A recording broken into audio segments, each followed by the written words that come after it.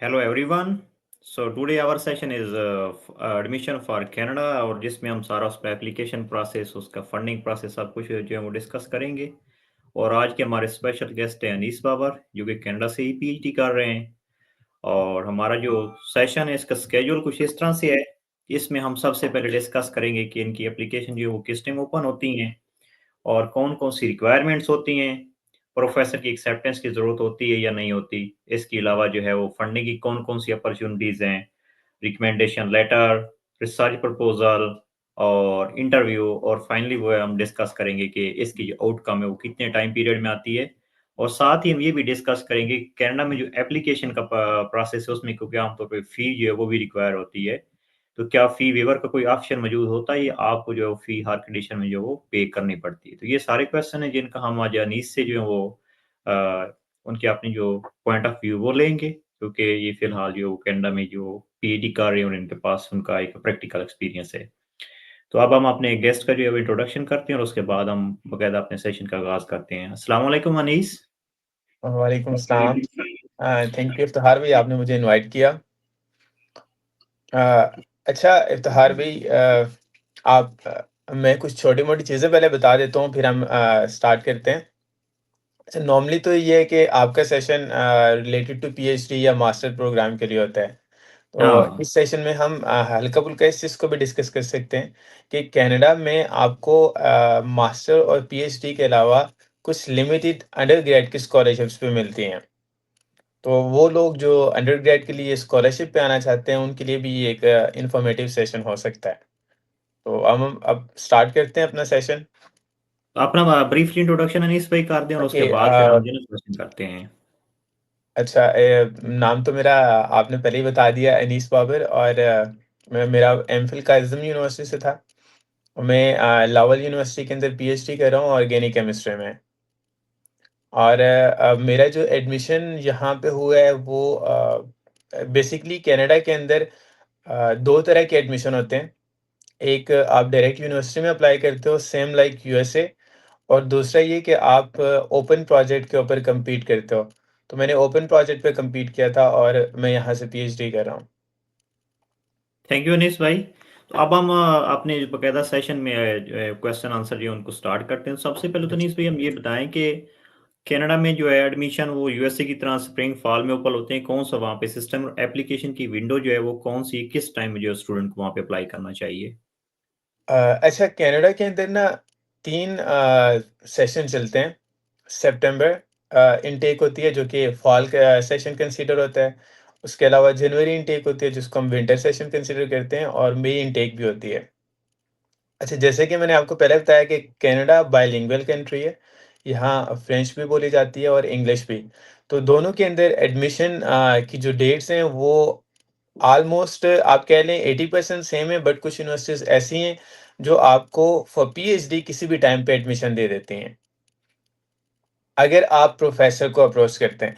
But जो ज़्यादातर जो सेशन कंसीडर किए जाते हैं, स्पेशली वो वाली साइड जहाँ पे इंग्लिश स्पीकिंग लोग काफ़ी रहते हैं, या आप ये कह लें कि टोरंटो वाली साइड होगी, ओंटारियो वाली साइड पे, तो वहाँ मेजर जो एडमिशन होते हैं वो सितंबर इनटेक में होते हैं। और उसके अलावा सम टाइम वो जनवरी इनटेक में भी ले लेते हैं स्टूडेंट्स। बट अगर आप डेट्स बट अगर आप क्वेबेक वाली साइड पे या मॉन्ट्रियल वाली साइड पे आते हैं फॉर पीएचडी, तो आप पूरा साल किसी भी वक्त अप्लाई कर सकते हैं, क्योंकि आपके पास 3 सेशन होते हैं। आप जनवरी इनटेक में अप्लाई कर सकते हैं, आप मई की इनटेक में अप्लाई कर सकते हैं, और आप सितंबर की इनटेक में भी अप्लाई कर सकते हैं। अच्छा इट्स मीन कि स्टूडेंट के पास आप कह सकते हैं कि थ्रू आउट द ईयर ही उनके पास भी ऑप्शन होता है मुख्तलिफ यूनिवर्सिटी में अप्लाई करने का। एग्जैक्टली, स्पेशली फॉर हाँ। पीएचडी, मास्टर एंड पीएचडी उनके पास पूरा साल ऑप्शन होता है। अच्छा तो अनीस भई हमारा नेक्स्ट फ़ॉलो-अप क्वेश्चन है कि इनकी रिक्वायरमेंट्स कौन-सी होती हैं? और रिक्वायरमेंट्स में सबसे पहला जो मेरा सवाल है वो ये है कि इनकी कितनी सीजीपी जो आम तौर पे प्रेफ़रेबल होती है, कितनी सीजीपी आपके लिए होनी चाहिए? अच्छा, इफ्तिखार भाई, इसमें ना मैं 2 चीज़ें डिस्कस करूँगा। वैसे मिनिमम जो सीजीपीए है ना आपका, वो 3 से नीचे नहीं होना चाहिए। एटलीस्ट आपका सीजीपीए 3 होना चाहिए। और जितना ज़्यादा अच्छा होगा, आपको पता है, वो उतना ज़्यादा अच्छा कंसीडर किया जाता है। अब अगर आप यूनिवर्सिटी के अंदर डायरेक्टली अप्लाई कर रहे हैं, जैसे कि हम यूएसए के अंदर करते हैं कि प्रोफ़ेसर को सम टाइम कॉन्टैक्ट नहीं करते, और जिस यूनिवर्सिटी में अप्लाई करते हैं और यूनिवर्सिटी ने हमारी एप्लीकेशन प्रोसेस करनी होती है, तो उस केस में जितना ज़्यादा सीजीपीए होगा उतना अच्छा होगा।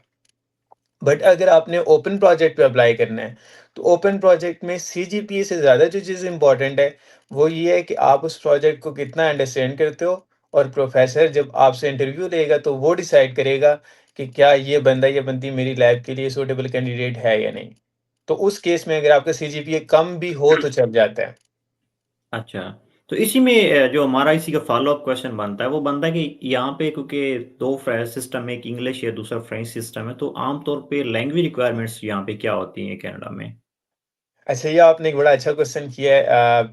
नॉर्मली तो ये है कि आपको आईएलटीएस या टोफल तो चाहिए होता है यहाँ पे आने के लिए।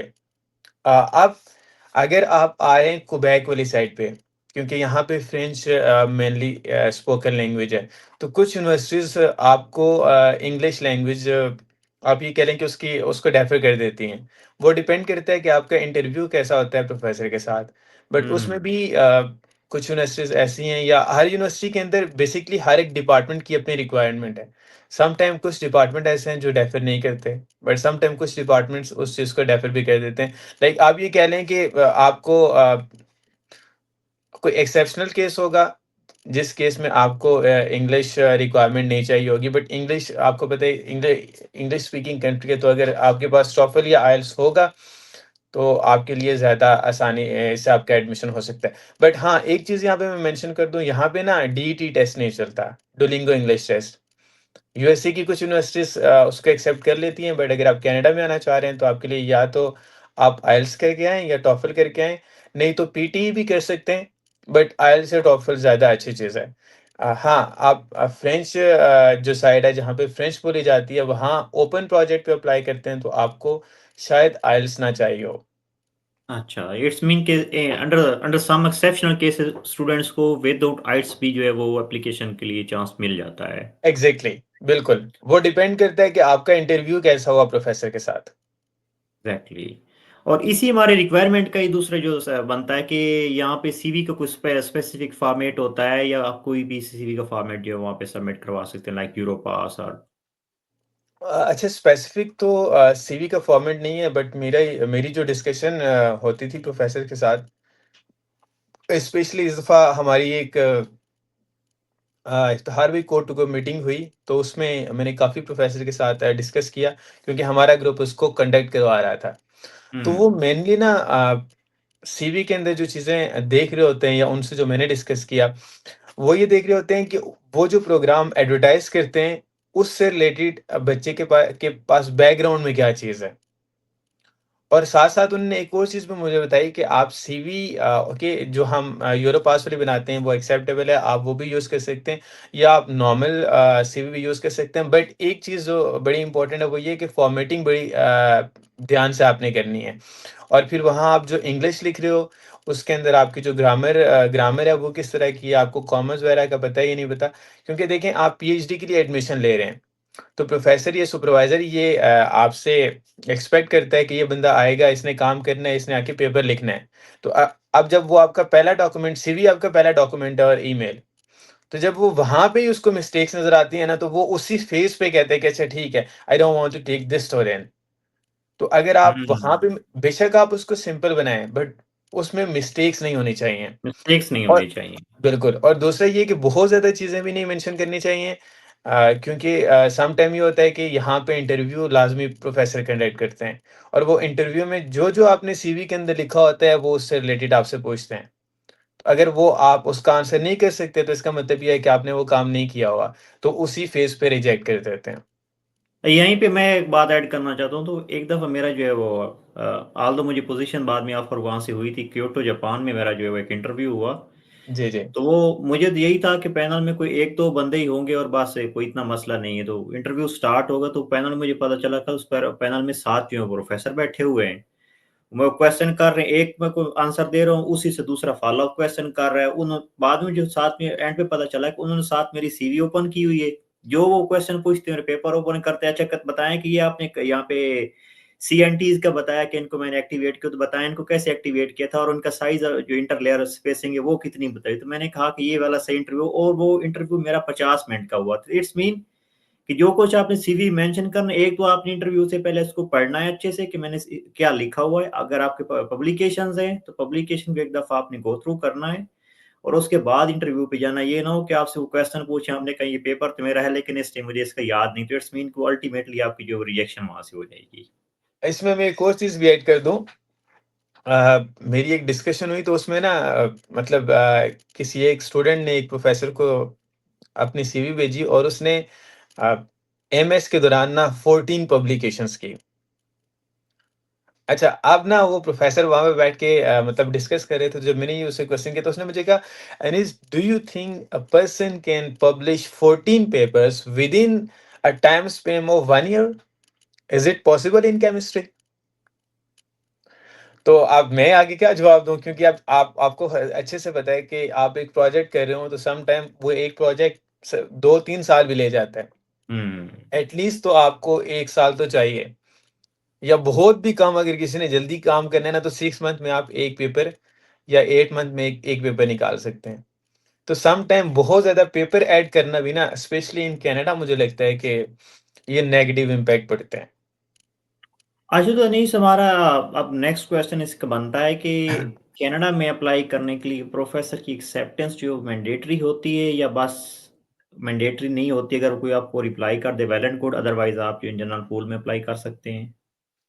अच्छा, इस केस में ना कनाडा के अंदर एक आप सर्च कर सकते हैं जो भी हमें देख रहे हैं, U15 कैनेडियन यूनिवर्सिटीज़ के नाम से।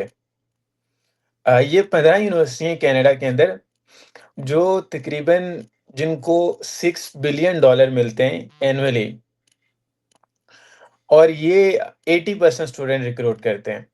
और इन यूनिवर्सिटीज़ के अंदर आप, जैसे मैंने आपको बताया कि मोस्ट केसेज़ में ये होता है कि स्टूडेंट पहले प्रोफ़ेसर के साथ राब्ता करते हैं। प्रोफ़ेसर को अगर लगता है कि ये राइट कैंडिडेट है, तो फिर वो उनको कहते हैं कि हाँ, अब आप यूनिवर्सिटी के अंदर अप्लाई करें। तो अब अगर तो आप प्रोफ़ेसर को अप्रोच करें और प्रोफ़ेसर आपको रिप्लाई करता है, तो इट्स वेल एंड गुड। और जब प्रोफ़ेसर आपको रिप्लाई कर ले, तो उसके बाद आप ये समझेंगे आपका एडमिशन 99.9% हो गया। बट अगर आपको प्रोफ़ेसर अप्लाई नहीं करता, आपने उसको ईमेल की, उसने आपको रिप्लाई नहीं किया, तो आप जस्ट अपनी एप्लीकेशन फिल कर सकते हैं। आप यूनिवर्सिटीज़ के अंदर अप्लाई करें, फिर यूनिवर्सिटी देखेगी कि ये कैंडिडेट बेस्ट फिट है या नहीं। अगर उनको लगता है कि हाँ, ये कैंडिडेट जितनी भी उनके पास एप्लीकेशंस आई हैं, उसमें स्टैंड आउट कर रहा है, तो वो फिर आपकी एप्लीकेशन को प्रोफ़ेसर की कमेटी के पास भेज देता है, कि अब आप में हुँ। से कोई इसको रखना चाहे तो रख ले। और उसमें वो यूएसए वाला बिल्कुल सिस्टम है कि आपने 3 प्रोफ़ेसर के नाम लिखने होते हैं। कि किन 3 प्रोफ़ेसर के साथ आप काम करना चाह रहे हैं। अच्छा, इसमें मेरी एक ये एडवाइस है कि जब आप इस तरह का काम करें तो आप पहले प्रोफ़ेसर की प्रोफ़ाइल चेक करें और उसमें देख लें कि क्या वो पीएचडी के स्टूडेंट रिक्रूट कर भी रहा है या नहीं कर रहा है, जिनके आप नाम लिख रहे हैं। क्योंकि देखें, फॉर एग्ज़ाम्पल, अब आप ओपन पोज़ीशन पे अप्लाई नहीं कर रहे हैं, आपको एक्सेप्टेंस नहीं मिलती और आप डायरेक्ट अप्लाई कर रहे हो। अब आपने 3 प्रोफ़ेसर के नाम लिखे, उनमें से 2 के पास स्पेस ही नहीं है। तो आप सिर्फ एक प्रोफ़ेसर के पास आपकी प्रोफ़ाइल जाएगी और अगर आपका और उसका बैकग्राउंड मैच नहीं करता, तो वो उसी स्टेज पे रिजेक्ट हो जाएगा। एग्ज़ैक्टली। हाँ, बट यहाँ पे एक ड्रॉबैक ये है कि मैं एक क्वेश्चन का आंसर पहले कर देता हूँ, जो कॉमनली पूछा जाता है, फ़ी वेवियर का। अनफॉर्च्यूनेटली आपको कनाडा के अंदर फ़ी वेवियर नहीं मिलता, मोस्ट केसेज़ में हाँ। नहीं मिलता। तो आपको यूनिवर्सिटी की फ़ी पे करनी होती है, जिसकी वजह से आप ओपन पोज़ीशन पे तो जा सकते हैं क्योंकि वहाँ कन्फर्मेशन होती है। आप डायरेक्ट अप्लाई करेंगे तो वो चांसेस थोड़े से कम हो जाते हैं। हुँ। अच्छा, तो अनीस हमारा नेक्स्ट क्वेश्चन ये बनता है कि यहाँ पे रिसर्च प्रपोज़ल जो है वो स्टूडेंट को सबमिट करवाना पड़ता है या स्टेटमेंट ऑफ पर्पज़ या पर्सनल स्टेटमेंट, क्या चीज़ सबमिट करवानी पड़ती है? अच्छा, इसमें ना फिर मैं वही असल में कंपैरिज़न में चीज़ों को लेके चल रहा हूँ कि अगर आपको प्रोफ़ेसर ने एक्सेप्ट कर लिया, तो आपका एडमिशन हो जाएगा, आपको कुछ भी नहीं करना। क्योंकि प्रोफ़ेसर ने एक प्रोजेक्ट एडवर्टाइज़ किया हुआ है, वही आपका प्रपोज़ल है, वही सब कुछ है। तो आपको जो यूनिवर्सिटी की रिक्वायरमेंट है मिनिमम, वो पूरी करनी है। और अगर आप एक्सेप्शनल कैंडिडेट हैं तो सम टाइम प्रोफ़ेसर खुद भी यूनिवर्सिटी से कुछ चीज़ें कह के तो आपका एडमिशन करवा लेते हैं। फॉर एग्ज़ाम्पल, इसमें अगर किसी का सीजीपीए कम है, बट उसका इंटरव्यू बहुत अच्छा हो जाता है और प्रोफ़ेसर को लगता है हाँ, ये स्टूडेंट है जो मेरी लैब में अच्छा परफ़ॉर्म करेगा या करेगी। तो अगर आपका सीजीपीए कम भी है तो कुछ यूनिवर्सिटीज़ के अंदर प्रोफ़ेसर आपको एज़ अ आरए या टीए रख लेते हैं। वो मोस्ट केसेस में वो आपको एज़ आरए रख लेते हैं कि ये मेरे पास रिसर्च असिस्टेंट के तौर पे है, मेरी लैब में काम करेगा, तो आपको थोड़ा बहुत रिलैक्सेशन मिल जाती है। बट अगर आप अप्लाई कर रहे हैं जैसे कि यूनिवर्सिटी के अंदर डायरेक्टली विदाउट एक्सेप्टेंस, तो वहाँ आपको रिसर्च प्रपोज़ल तो आई डोंट थिंक सो आपको रिक्वायर होगा, बट आपकी जो एलओएम है या एसओपी है, हुँ। वो बड़ी मैटर करती है।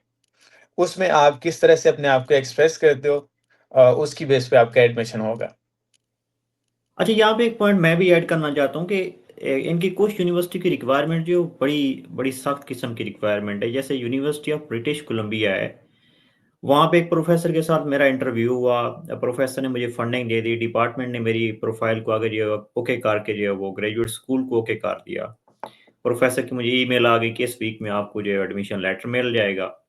लेकिन उसी वीक में मुझे ग्रेजुएट स्कूल की ईमेल आ गई कि आप इसके लिए एलिजिबल नहीं हो, क्योंकि आपकी जो परसेंटेज है वो 0.25% जो हमारे कट ऑफ से कम है, तो हमने आपको डिस्क्वालीफाई कर दिया है। तो अल्टीमेटली मुझे वहाँ से रिजेक्शन हो गई, क्योंकि मेरी परसेंटेज उनकी आई थिंक जो कट ऑफ थी उससे एग्जैक्ट 0.25% जो वो कम थी, तो उन्होंने कहा कि आप डिस्क्वालीफाई हैं, ऑल्दो डिपार्टमेंट और प्रोफेसर आपको लेने के लिए रेडी हैं, लेकिन हमारी रिक्वायरमेंट आप फुलफिल नहीं करते, तो it's mean you are disqualified from this position. अच्छा, तो इस चीज़ में ना अच्छा, ये चीज़ आपने बहुत अच्छा पॉइंट ऐड किया है। जैसे आपने यूबीसी की बात की, क्योंकि मैं यूबीसी के अंदर में भी एक बड़े अच्छे ग्रुप में था, और मैं उस वक़्त खैर एडमिशन सिक्योर कर चुका था, बट किसी रीज़न की वज़ह से नहीं आ सका, और वो मैं लेटर आपको बताऊँगा भी फंडिंग से रिलेटेड। बट जैसे यूबीसी हो गई या आप मैगिल की बात कर लें, क्योंकि कनाडा की यूनिवर्सिटीज़ अब टॉप 20 में भी आई हुई हैं, टॉप टॉप 100 में तो 3-4 आई हुई हैं। तो अब अगर आप इन यूनिवर्सिटीज़ में जाएँगे ना, आप प्रोफ़ेसर को जब ईमेल करेंगे, तो प्रोफ़ेसर डायरेक्टली आपको कह देता है कि आप पहले यूनिवर्सिटी के अंदर अप्लाई करें, यूनिवर्सिटी आपको एक्सेप्ट करेगी, तो उसके बाद आप मेरे ग्रुप में आ सकते हैं। तो जब अगर प्रोफ़ेसर का ये वाला आपको रिप्लाई आता है, तो इट मीन्स कि अब आपने यूनिवर्सिटी की रिक्वायरमेंट को पूरा करना है। और हाँ, अगर आपको प्रोफ़ेसर साथ ये भी कह देता है कि आप यूनिवर्सिटी में अप्लाई करो, मैं आपकी एप्लीकेशन को सपोर्ट करूँगा, तो वो आपकी एप्लीकेशन को कहाँ पे सपोर्ट कर सकता है? आपने यूनिवर्सिटी की मिनिमम रिक्वायरमेंट पूरी करनी है, जो भी यूनिवर्सिटी की रिक्वायरमेंट है। उसके बाद अगर आप, जैसे आपने एसओपी लिखी है या जो आपने लेटर ऑफ मोटिवेशन उन्होंने माँगा है, वो लिखा है, तो उसमें प्रोफ़ेसर आपको हेल्प कर सकता है। या ऐसे भी होता है कि वो प्रोफ़ेसर खुद अपने आप को या उस प्रोफ़ेसर को वो कमेटी के अंदर डाल देते हैं, तो वो आपकी जो एप्लीकेशन आई आई होती है, वो अपने पास आपकी फ़ाइल मँगवा लेता है, तो आपके एडमिशन के चांसेस बढ़ जाते हैं। बट जैसे आपने बताया, बिल्कुल ऐसा ही है, अगर आप टॉप यूनिवर्सिटीज़ के अंदर अप्लाई करेंगे, तो आपको उनकी मिनिमम रिक्वायरमेंट पूरी करनी होगी। हुँ। अच्छा, तो हमारा नेक्स्ट क्वेश्चन जो बहुत से पाकिस्तानी स्टूडेंट के unfortunately it's a big problem, recommendation letter. ये रिकमेंडेशन लेटर यहाँ पे आमतौर पे कितने चाहिए होते हैं? वो ऑनलाइन इनविटेशन के थ्रू सबमिट करवाने होते हैं या हार्ड फॉर्म में एक लेटर लें और वही 4 जगह पे अपलोड करते हैं? तो यहाँ पे रिकमेंडेशन लेटर का क्या सीन है?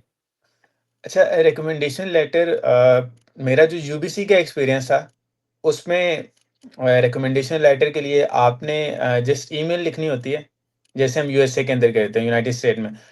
अब वो आपका लिंक चला जाता है प्रोफ़ेसर के पास, तो प्रोफ़ेसर ने ही आपका रिकमेंडेशन लेटर आपका लिख के भी देने हैं, और उसी ने अपलोड करना है, जो कि अनफॉर्चुनेटली बहुत मुश्किल होता है पाकिस्तानी स्टूडेंट्स के लिए।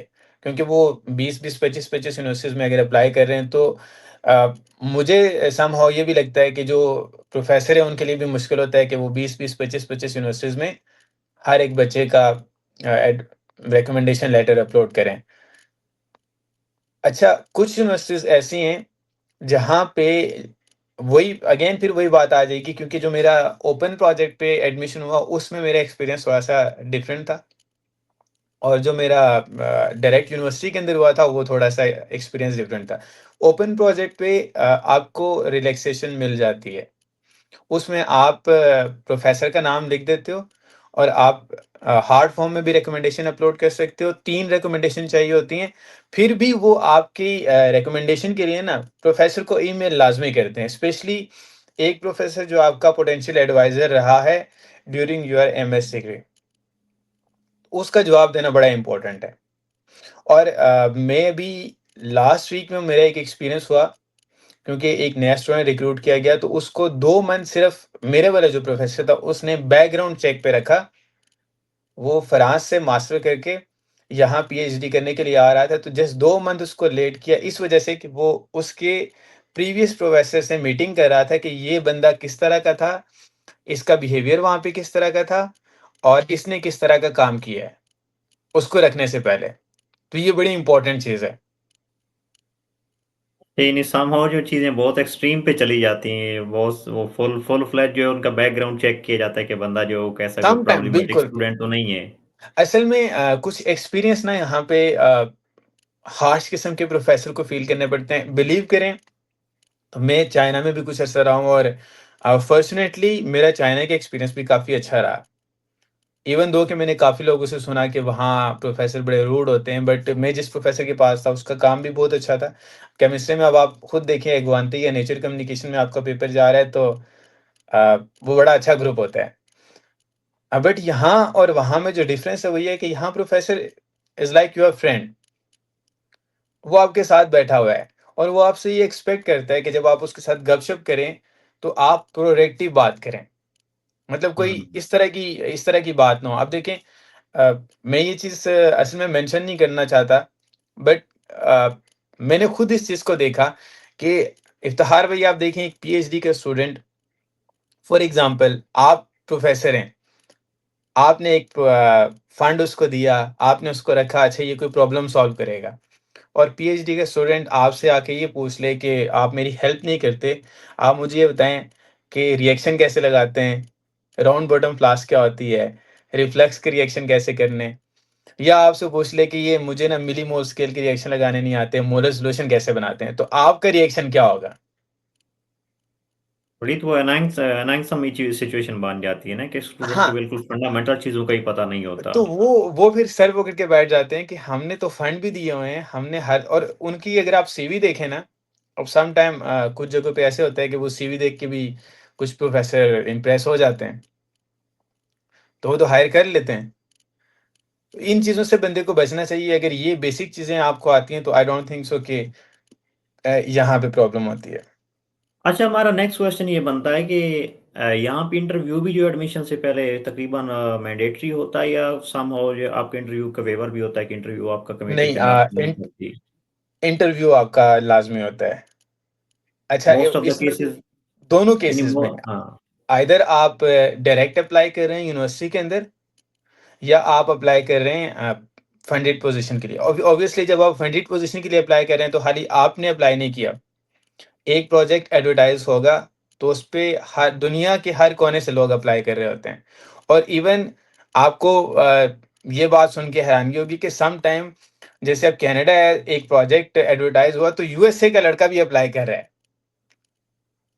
अब आप खुद अच्छा। देख लें, हालाँकि यूनाइटेड स्टेट से, मतलब यूनाइटेड स्टेट कनाडा एक ही बात है, बट वहाँ से भी कुछ लोग इधर आ रहे हैं। जैसे यहाँ से उधर भी चले जाते हैं। वो बेसिकली उनके माइंड में ये होता है कि प्रोजेक्ट है किस तरह का और इसकी एप्लीकेशंस क्या हैं। एग्ज़ैक्टली। हाँ, तो उस बेस पे वो यूनिवर्सिटी की ranking, obviously ranking of university does matter, but वो ये देखते हैं कि किस ग्रुप के अंदर हम जा रहे हैं और इनका काम किस तरह का हो रहा है। अब अगर आपने वहाँ पे कम्पीट करना है ना, तो आपको अच्छे से अपने आप को प्रेज़ेंट करना है, तो वो इंटरव्यू के बगैर तो आपका एडमिशन नहीं करेंगे। तो इंटरव्यू कंपल्सरी है, दोनों केसेज़ में।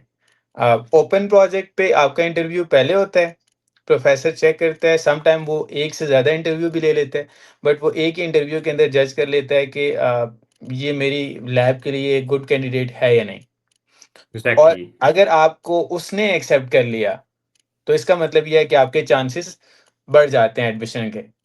और इसी तरह अगर आप डायरेक्ट यूनिवर्सिटी के अंदर अप्लाई करें, तो पहले तो आपकी वो चेक करेंगे रिक्वायरमेंट्स, क्या ये मिनिमम रिक्वायरमेंट्स के अंदर पूरी उतर रही है या नहीं उतर रही।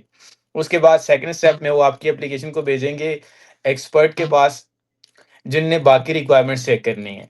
और अगर वो हुँ। रिक्वायरमेंट्स आप पूरी करते हैं, तो फिर उसके बाद सिलेक्शन कमेटी के पास जाती है। वहाँ पे फिर आपका इंटरव्यू होता है।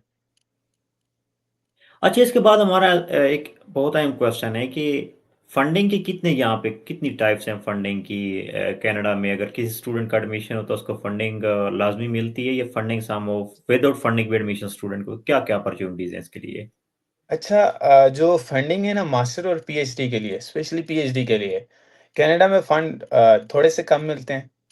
नॉर्मली कुछ साल पहले ये 18,000 पर एनम थे और अब ये थोड़ा-सा उन्होंने बढ़ा दिया है, 20,000 कह लें।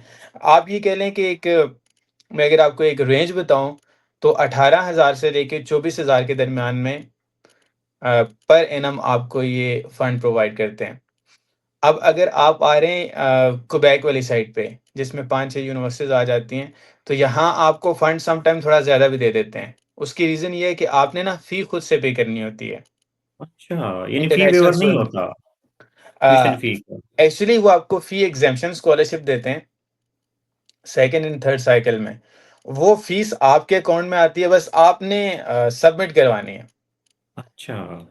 हाँ, मतलब ये है कि आप उसको फुली फंडेड ही कंसिडर कर सकते हैं। बट ये है कि वो हर सेमेस्टर में आपको फ़ी भेज देंगे आपके अकाउंट में और फिर आपने वो वाली फ़ी दोबारा उनको दे देनी है। असल में कनाडा में ना हेल्थ इंश्योरेंस कवर नहीं करते। मतलब आपको हेल्थ इंश्योरेंस खुद से पे करनी होती है which is around 1000 Canadian dollar per year. वो आपको खुद से देनी होती है। तो डिपेंड करता है आपका इंटरव्यू किस तरह से हुआ प्रोफ़ेसर के साथ और आपका बैकग्राउंड कितना अच्छा है। अगर आपका बैकग्राउंड बहुत अच्छा है स्पेशली कुछ स्टूडेंट्स ऐसे हैं जो चाइना की बहुत अच्छी यूनिवर्सिटी से पढ़ के आए होते हैं या उनकी जो प्रीवियस डिग्री है वो यूनाइटेड स्टेट्स से होती है, कहीं से जहाँ पे उनका प्रैक्टिकल एक्सपीरियंस बहुत ज़्यादा है, हुँ। तो उन लोगों की फंडिंग काफ़ी ज़्यादा होती है। आप लेकिन फिर भी आप ये कह लें कि वो 28,000 तक जाएगी या 30,000 तक, इससे ऊपर नहीं जाएगी। नॉर्मल ये वाली फंडिंग है, तो अगर मैं रेंज आपको बताऊँ तो ये 18,000 से लेके $24,000 पर एनम मिलती है। अच्छा, यहाँ पे हम जैसे कि आपने बिल्कुल स्टार्ट में बताया कि अंडरग्रेड के स्टूडेंट्स के लिए वहाँ पे कुछ पार्शियल फंडिंग की अपॉर्च्युनिटीज़ है, तो उनके बारे में कुछ ब्रीफली बता दें कि अंडरग्रेड के स्टूडेंट के लिए ये वाली जो है वो अपॉर्च्युनिटीज़ अवेलेबल हैं। अच्छा, अंडरग्रेड के ना तकरीबन हर यूनिवर्सिटीज़ में 10 से 15 स्कॉलरशिप्स होती हैं, बहुत लिमिटेड हैं, बट आपको मिल जाते हैं। तो उसमें आपने एफएससी की बेस पे अप्लाई करना है जस्ट। वहाँ पे भी जो चीज़ इम्पोर्टेंट है, मैं 2 दिन पहले ही इस चीज़ को रिव्यू कर रहा था, देख रहा था, तो वो आपसे ना कुछ चीज़ें पूछते हैं। जैसे हम एसओपी की बात करें ना, तो वो इस तरह का एक कुछ क्वेश्चनेयर होता है, आपसे वो पूछ लेते हैं और उसमें बेसिकली वो चेक करते हैं कि क्या जिस स्टूडेंट को हम यहाँ पे ले रहे हैं, वो हमारे साथ चल सकता है या नहीं चल सकता। और फिर इंग्लिश लैंग्वेज रिक्वायरमेंट भी है। लिमिटेड अपॉर्च्युनिटीज़ हैं बट अप्लाई किया जा सकता है और इसके लिए भी आप 3 दफ़ा अप्लाई कर सकते हैं, सितंबर में भी, जनवरी में भी और फॉल इनटेक जो आपका विंटर इनटेक चलता है, उसमें भी आप कर सकते हैं। बहुत ज़्यादा अ, अभी इससे रिलेटेड मेरे पास इन्फॉर्मेशन नहीं है, बट मुझे इतना पता है कि हर एक यूनिवर्सिटी अंडर ग्रेड के स्टूडेंट्स को स्कॉलरशिप्स देती है। बट अगर आपको स्कॉलरशिप नहीं मिलती तो आप पार्शियल फंडिंग पे आ सकते हैं और प्राइवेट तो आपको पता है वैसे भी एडमिशन हो जाता है। अच्छा, तो ये यही हमारे जो है वो कुछ मेजर क्वेश्चन थे। अब जो है कुछ आपने एक स्टूडेंट ने कहा हुआ कि मेरा क्वेश्चन है, पहले हम उसको डील करते हैं अगर वो स्टूडेंट है यहाँ पे। जी, जी। ये बुक्टी जॉन आतिफ ने क्वेश्चन किया कि सर मेरा एक अनीस भाई से क्वेश्चन है, और उसके बाद उन्होंने क्वेश्चन तो बताया नहीं है। अगर आप बुक्टी जान आप सुन रहे हैं तो आप अपना क्वेश्चन जो ड्रॉप करें ताकि आपके क्वेश्चन को एड्रेस किया जाए। अच्छा, तो तब तक मेरा एक क्वेश्चन ये बनता है कि कनाडा में जब अप्लाई करते हैं तो क्या किसी थर्ड एजेंसी से या किसी पाकिस्तान वगैरह से कहीं से डॉक्यूमेंट्स वेरिफिकेशन की ज़रूरत होती है या कोई ज़रूरत नहीं होती? ये बहुत इंपॉर्टेंट क्वेश्चन आपने पूछा है, स्पेशली वो लोग जिनका बैकग्राउंड में ना बीएससी करके आए होते हैं। बीएससी और फिर एमएससी, जिनका बीएस नहीं है।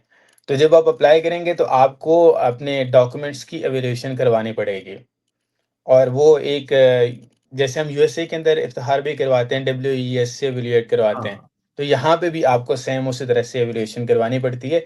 अगर आपका बैकग्राउंड बीएससी और एमएससी वाला है, क्योंकि उसमें ये कन्फ्यूज़ हो जाते हैं।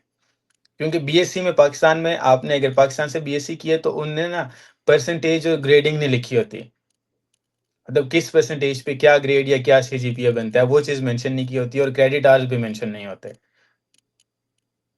अच्छा, ये नहीं इट्स मीन कि जिनका कन्वेंशनल वो जो सिस्टम है ब्रिटिश सिस्टम उसके जरिए उनका एजुकेशन है तो उनको जो है वो वेरिफिकेशन करवानी पड़ती है। अदरवाइज आपका यूएस सिस्टम है बीएस और एमएस तो उनके उस केस में हाँ, मोस्टली जो स्टूडेंट उसके को लिए नहीं नहीं, करवानी क्योंकि पड़ती। हाँ, उसमें बस आपका जो एचईसी से अटेस्टेशन हुई है वही काफ़ी है। अच्छा, हमारा एक और क्वेश्चन है अरमान खान का। ये क्वेश्चन है कि sir can I apply for master in my last semester. तो इसके स्टूडेंट के क्वेश्चन को आंसर करें जरा। हाँ, बिल्कुल, आप अप्लाई कर सकते हो, क्योंकि अगर आप अप्लाई करते हो, जैसे कि अभी जो इनटेक थी सितंबर की, समर की और सितंबर की इनटेक ऑलमोस्ट इकट्ठी चल रही होती हैं, तो उनकी जो डेडलाइन थी वो 10 जनवरी थी आई गेस, कुछ यूनिवर्सिटी के अंदर। आप ये कह लें कि आपको 6 मंथ या 1 साल पहले ही अप्लाई करना होता है। तो आप अगर लास्ट सेमेस्टर में तो आप अप्लाई कर सकते हैं, क्योंकि एडमिशन होते-होते भी आपका तकरीबन 2 से 3 मंथ लग जाते हैं। आप एप्लीकेशन फाइल करते हो और उसके बाद उनकी एक कट ऑफ डेट होती है और फिर वो 1 मंथ से डेढ़ मंथ लेते हैं आपकी एप्लीकेशन को इवैल्यूएट करते हुए। उसके बाद को आपको वो एडमिशन लेटर देंगे। तो आप ये कह लें कि इस ड्यूरेशन में वैसे भी 6 मंथ आपके गुज़र जाते हैं, तो आपका मास्टर भी हो जाएगा। सो लास्ट सेमेस्टर पे तो आप अप्लाई कर सकते हैं, बिल्कुल। हमारे साथ हैं हबीबुर रहमान शाह साहब। उन्होंने क्वेश्चन तो खैर नहीं किया, बस उन्हें हेलो हाय की और उसके बाद उन्होंने क्वेश्चन तो ड्रॉप नहीं किया। तो हबीब शाह, अगर आपको कोई क्वेश्चन है तो आप उसको ड्रॉप करें ताकि हम आपके क्वेश्चन को एड्रेस करें। तो अनीस भाई, इसी दौरान हम स्टूडेंट के क्वेश्चन को 2-4 मिनट वेट करते हैं अगर कोई किसी ने क्वेश्चन पूछने हैं। तो मैं ये कहूँगा कि आप स्टूडेंट को क्या सजेस्ट करेंगे कनाडा के लिए कि कनाडा जो है उनको कैसे अप्लाई करना चाहिए, कौन-सा वे? क्योंकि मोस्टली स्टूडेंट कनाडा या ऑस्ट्रेलिया में या यूएसए में specially for master and undergrad जो वो एजेंट्स के थ्रू अप्लाई करते हैं ना, तो उन स्टूडेंट्स को आप क्या सजेस्ट करेंगे? उनके लिए क्या आप कहते हैं उनके लिए क्या उनको ट्रिक्स बताएँगे? अच्छा, स्पेशली मास्टर्स वालों के लिए मैं तो यही कहूँगा कि आप किसी एजेंट के थ्रू अप्लाई ना करें। सबसे पहले तो ये देखें, एजेंट जब अप्लाई करेगा ना, तो वो आपसे पैसे लेगा और वो कोशिश करेगा ऐसी यूनिवर्सिटी में आपका एडमिशन करवाने की, जहाँ पे एक्सेप्टेंस रेट तो ज़्यादा होता है, बट उसको आगे किसी एजेंट से पैसे मिलते हैं। क्योंकि जो एजेंट पाकिस्तान में बैठा हुआ है, उसका यहाँ भी किसी न किसी से कॉन्टैक्ट होगा। आपका एडमिशन तो हो जाएगा, लेकिन उसके बाद आपके वीज़ा लगने की रेशो बहुत कम हो जाएगी। क्योंकि यहाँ पे जब आप वीज़ा अप्लाई करते हो, स्पेशली कनाडा के अंदर, तो आपका ऑनलाइन आपने सब कुछ खुद से करना होता है, आपका इंटरव्यू नहीं होता। तो जो डॉक्यूमेंट्स हैं, document speaks on behalf of you. उसमें उनकी एक रिक्वायरमेंट यूनिवर्सिटी की रैंकिंग भी है। तो अगर यूनिवर्सिटी की रैंकिंग अच्छी होगी, तो वो उस पे तो आपको एडमिशन दे देंगे। अगर आपका वीज़ा लग जाएगा, बट अगर उसकी रैंकिंग अच्छी नहीं है और वो जो उनने मेंशन किया होता है प्रोविंस, उस प्रोविंस के अंडर भी आप अगर नहीं आते, तो आपका एडमिशन तो हो गया, बट आपका वीज़ा नहीं लगेगा। और आजकल तो वैसे भी तकरीबन 1 मंथ हो गया है, काफ़ी ज़्यादा इमिग्रेशन पे इन हाथ डाला हुआ है और रेशो वीज़ा की बहुत ज़्यादा कम कर दी हैं। तो अगर आप अप्लाई करें, तो आप खुद से अप्लाई करें, एजेंट के हत्थे ना चढ़ें। देखिए, एजेंट को जितने पैसे देने हैं ना, वो पैसे अपने खाने-पीने पे लगाएँ और बैठ के समझें कि ये प्रोसेस क्या है। जिस दिन आपको सही से समझ आ गया ना, ये प्रोसेस क्या है, तो आप अपनी एप्लीकेशन को खुद से फाइल कर सकते हैं। और एक बंदा जितना खुद को जानता है, एजेंट उसके बारे में उतना नहीं जानता। अच्छा, तो हमारा यहाँ रियलिस्ट पे एक और सॉरी फॉर इंटरप्शन। तो हमारा एक ये मोहम्मद कासिम जो वो कहता है willing for PhD please guide. तो मोहम्मद कासिम, जब तक आप अपना कंप्लीट क्वेश्चन नहीं भाई पूछेंगे तो तब तक हम आपके क्वेश्चन को कैसे एड्रेस करेंगे? बाकी हमने सारा पीईटी की जो प्रोसेस है उसको हमने स्टार्ट में डिस्कस किया है। या तो आप सेशन को स्टार्ट से सुन लें या फिर दूसरा आपके पास ऑप्शन है कि आप अपना कंप्लीट क्वेश्चन जो बताएं ताकि उसको जो है एड्रेस किया जाए। और इसी के साथ एक और क्वेश्चन है एहसन इकबाल का। IELTS is required for PET admission process. Please tell me admission process also. Jazakallah khair. अ, जी, बिल्कुल, आइल्स आपको चाहिए होगा, आइल्स या टॉफ़ेल लाज़मी है एडमिशन के लिए।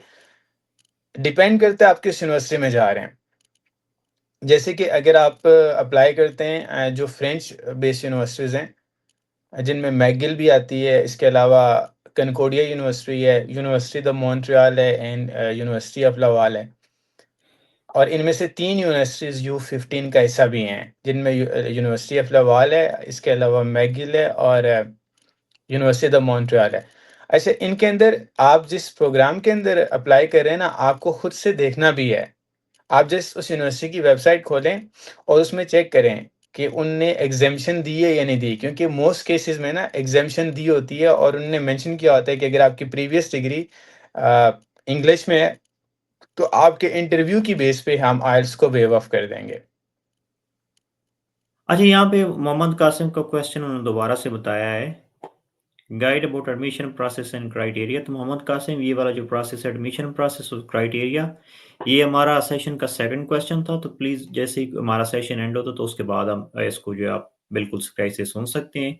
इसके अलावा आपका कोई स्पेसिफिक क्वेश्चन है जनरल प्रोसेस के अलावा तो आप वो पूछ सकते हैं, अदरवाइज़ हम अपना सेशन जो एंड करने की तरफ जा रहे हैं। ये क्वेश्चन हमने ऑलरेडी एड्रेस कर दिया है। अच्छा इफ्तिखार भाई, मैं एक चीज़ ऐड करना चाहूँगा स्पेशली पाकिस्तानी स्टूडेंट्स के लिए। अ, और सम टाइम आपका सेशन इंडिया के स्टूडेंट्स भी सुनते हैं, और क्योंकि मेरे पास लास्ट टाइम भी किसी ने कॉन्टैक्ट किया था, पाकिस्तान से हैं, इंडिया से हैं, नेपाल से हैं, क्योंकि ये लोग उर्दू भी समझते हैं। तो अगर इनमें से कोई अप्लाई करना चाहता है, तो मैं पर्सनली ये सजेस्ट करूँगा कि आप लोग ओपन पोज़ीशन पे अप्लाई करें, क्योंकि वहाँ पे आपके चांसेस ज़्यादा होते हैं, ये फ़ी वेवियर तो नहीं देते। तो अब आप जब प्रोफ़ेसर के साथ कॉन्टैक्ट करेंगे और अगर उसने आपको एक्सेप्ट कर लिया है, तो इसका मतलब आपके एडमिशन के चांसेस बढ़ जाएँगे। तो उसके बाद फिर बंदे को पता होता है, अच्छा अब मेरी रिक्वायरमेंट पूरी हो गई है, तो अब मुझे अगर 90 कैनेडियन या 120 कैनेडियन देने भी हैं, तो उससे फ़र्क नहीं पड़ेगा। अच्छा, हमारे पास 2 और क्वेश्चन आ गए हैं। ये हुरिया अली का क्वेश्चन है कि sir, I did my MPhil in zoology with CGP this one, should I go for PhD or another master? I didn't have any publication till now. इसको आप क्या सजेस्ट करेंगे? अच्छा देखें, पहली बात तो ये है कि हाँ, पब्लिकेशन बड़ी इम्पोर्टेंट होती है, बट अगर पब्लिकेशन नहीं भी है ना, तो इट डज़न्ट मीन कि आपका एडमिशन नहीं होगा। तो आप मास्टर के लिए तो मत जाएँ, और स्पेशली आजकल के सिनेरियो में अगर आप कनाडा आना चाह रहे हैं, तो इंस्टेड ऑफ मास्टर आप पीएचडी के लिए जाएँ, क्योंकि यहाँ पे प्रोफ़ेसर आपको फंड कर रहा होता है। अब प्रोफ़ेसर ने अगर आपको फंड करना है ना, तो मास्टर है 2 साल का, 1 साल आपका कोर्स वर्क में गुज़र गया, 1 साल में आपकी ट्रेनिंग होनी है। तो प्रोफ़ेसर को क्या फ़ायदा हुआ? कुछ भी नहीं।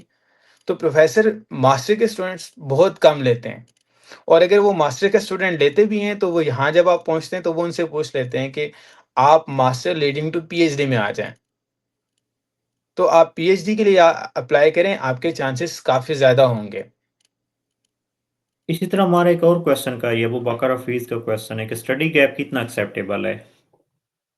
अ, अच्छा, इसका ना मैं एक प्रैक्टिकल आंसर आपको देता हूँ। अभी मेरी लैब में एक इंडियन लड़का है, वो तकरीबन 7 साल के बाद आया है। 7 साल वो इंडस्ट्री में जॉब करता रहा है, और उसके बाद अब वो पीएचडी के लिए आया है। तो उसको प्रोफ़ेसर ने एक्सेप्ट कर लिया, और जब मेरी उससे डिस्कशन हुई, तो उसका जो एक्सपीरियंस था, वो मेडिसिनल केमिस्ट्री के अंदर जितने भी नेम रिएक्शन है ना, वो काम कर रहा था इंडस्ट्री के अंदर। तो प्रोफ़ेसर ने जब उसका इंटरव्यू लिया, और वो मुझे बता रहा था कि जब मैंने अपनी स्लाइड शो की, तो वहाँ पे उसने अ, कुछ ऐसे रिएक्शंस किए हुए थे, जैसे सुज़ुकी कपलिंग थी, स्टीले कपलिंग थी, ग्रब मेटाथीसिस थी। तो वो चीज़ें देख के ना प्रोफ़ेसर ने जैसे उससे 2 या 3 क्वेश्चन पूछे हैं। क्योंकि उसने वो एक्सपेरिमेंटल काम किया हुआ था, उसने उसका जवाब दिया, तो प्रोफ़ेसर ने बस उसके बाद उसको कहा कि तुम मेरे ग्रुप में आ जाओ, और उसका अच्छा ये 3 या 4 मिनट का इंटरव्यू हुआ है। तो ये जो अच्छा स्टडी ये गैप है, ये मैटर नहीं करता। Sorry for interruption. तो हमारे पास ये अबू बकर हफीज़ का इसका फॉलो-अप क्वेश्चन है, इसको ब्रीफली डिस्कस कर दें, फिर हम अपने सेशन को एंड करते हैं और बाकी स्टूडेंट के क्वेश्चन हम कमेंट सेक्शन में उनको आंसर करते रहेंगे। जी, जी। इसका ये क्वेश्चन है कि how much study gap as CGPA matters for Canada, और बीएस फिजिक्स के बाद अगर एमफिल या पीएचडी कर सकते हैं। तो इसका ये सेकंड सेकंड पार्ट है, इसको आप एड्रेस कर दें, क्योंकि पहला पार्ट जो है तकरीबन इससे मोस्ट ऑफ द क्वेश्चन जो अच्छा, ऑलरेडी डिस्कस हो चुके स्टडी हैं। गैप मैटर नहीं करता, ऐज भी मैटर नहीं करती। आप अगर अच्छे कैंडिडेट हैं, तो ऐज भी मैटर नहीं करती। हाँ, आपका जो इसके बाद लास्ट क्वेश्चन है ना, कि आप बीएस के बाद डायरेक्टली अप्लाई कर सकते हो या नहीं, तो डिपेंड करता है आप किस यूनिवर्सिटी में अप्लाई कर रहे हो। तो आपने उसकी रिक्वायरमेंट देखनी है कि वो आपकी एप्लीकेशन अ, अंडरग्रेड की बेस पे इवैल्यूएट करेंगे या मास्टर की बेस पे इवैल्यूएट करेंगे। तो अगर उनको 16 इयर्स ऑफ एजुकेशन चाहिए पीएचडी के लिए, तो आप बीएस की बेस पे अप्लाई कर लें, और अगर उनको 18 इयर्स ऑफ एजुकेशन चाहिए, तो ऑब्वियसली आपको फिर मास्टर के बाद अप्लाई करना पड़ेगा। थैंक यू अनीस भाई, हम अपने सेशन को यहीं इख्तिताम पजीर करते हैं, और बाकी जो क्वेश्चन स्टूडेंट्स के वो कमेंट सेक्शन में ड्रॉप करते रहेंगे और हम उनको टाइम बाय टाइम एड्रेस करते रहेंगे। तो जो भी आप लोग के कंसर्न कंसर्न क्वेश्चन हैं तो आप उनको ड्रॉप करें यहाँ पे, और हम उनको लेटर लेटर लेटर ऑन जो उनको एड्रेस करेंगे इंशाल्लाह। तो thank you so much Anees भाई, इंशाल्लाह फिर हम किसी दिन कोई नया टॉपिक जो कनाडा के रेलेवेंट या प्रोसेस या वीज़ा से सम हो प्रोसेस हो या ईमेल का, उनको हम डिस्कस करेंगे लेटर ऑन, डिपेंड्स कि स्टूडेंट की कितनी इंटरेस्ट है इस प्रोसेस में। तो तब तक के लिए अल्लाह हाफ़िज़ and thank you a, so much. Thank you Iftikhar भाई, आपने मुझे इनवाइट किया। इंशाल्लाह जब भी आप कहेंगे तो हम दोबारा सेशन के लिए आ जाएँगे, और मैं भी साथ कोशिश करूँगा कि आपके रेफरेंस से जितने भी स्टूडेंट्स कॉन्टैक्ट करते हैं, तो जितना हो सकता है हम अपनी तरफ से ट्राई करेंगे इंशाल्लाह उनकी हम हेल्प करने के। हेल्प आउट करेंगे, बाकी जी, स्टूडेंट्स ही आप लोगों की अपनी एफर्ट है, जितना आप एफर्ट करेंगे उतनी आप सक्सेसफुल है। हम आपको सिर्फ ये गाइड कर सकते हैं, ये ट्रैक आपके लिए, बाकी आपकी अपनी एफर्ट है। Okay, okay Anees, Allah thank हाफ़िज़, you. See Allah you some हाफ़िज़। Other day. See ya.